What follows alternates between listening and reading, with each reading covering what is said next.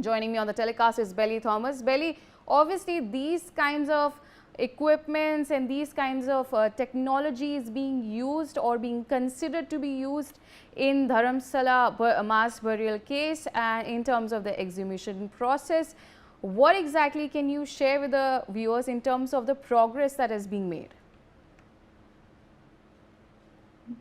Ria, this particular request of using the ground penetrating radar system came after the SIT team went empty-handed after exhuming the site number 1, 2, 3, and 4, where the whistleblower Bhima alleged that he remembers burying 2 bodies each in those first 4 spots. But going by the depth, like initially the SIT team dug around 5 feet deep, and then they went to again 10 feet deep, and they again tried to excavate the sides also, but they couldn't find any of the human skeletal remains. So this happened in the consecutively over the 4 sites that were identified, positively identified by the whistleblower, which didn't yield anything, and so this prompted the legal counsel of Sujata Bhatt, the mother of the first-year MBBS student Ananya Bhatt, who had mysteriously disappeared in 2003 when she had come to Dharmasthala with her classmates. So the legal counsel had presented as to this technology or this equipment, if it's used, then without disturbing the soil surface, it could be identified whether human skeletal remains is underneath the earth to a certain height. So this was proposed, but again, the SIT had to finish off the formalities of digging these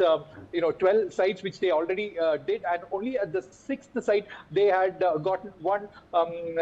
set of skeletons supposedly belonging to a male, is what the SIT sources tell us now. So now, since this particular area is prone to heavy rainfall, the Dharmasthala area on whole is prone to heavy rainfall, and over the past 2 decades, we are talking about every year there would be monsoons, and from 1995 onwards until 2014, there is a major, like from the rainwater would have flown from the mountains towards this Netravati river, and a lot of soil shifting would have happened. There would be a lot of topographical changes that would have occurred, with which the whistleblower would have while identifying the places, would have found these spots obscured, like whether he would have lost the kind of the exact spot where he had buried. So to facilitate having a comfort for the SIT investigation as such, so now they have reportedly considering the use of ground penetrating radar, with which they will kind of try to identify the human skeletal remains underneath the earth, and then go on with the exhumation activity, and then retrieve the evidence. All right, Belly, in terms of the witnesses, have any more witnesses come out with their claims, and also the victims, have they said anything about the latest developments that have been emerging as well? Ria, a fresh complaint has been registered by an RTA activist identified as Jayant, who says that he has information about a teenager girl whose body was found decomposed in Dharmasthala. So this happened around 15 years ago, and he remembers the police authorities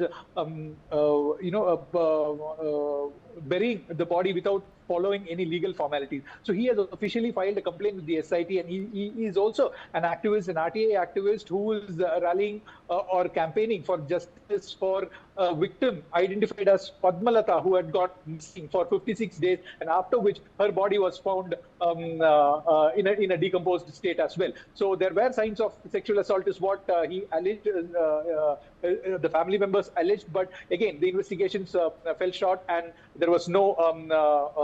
accused identified, and she was laid to rest at that time. So this particular Jayant is the fresh complainant that had come forward. Besides that, you have Sujata Bhatt, mother. For more such videos, subscribe to the NewsX YouTube channel, hit the bell icon.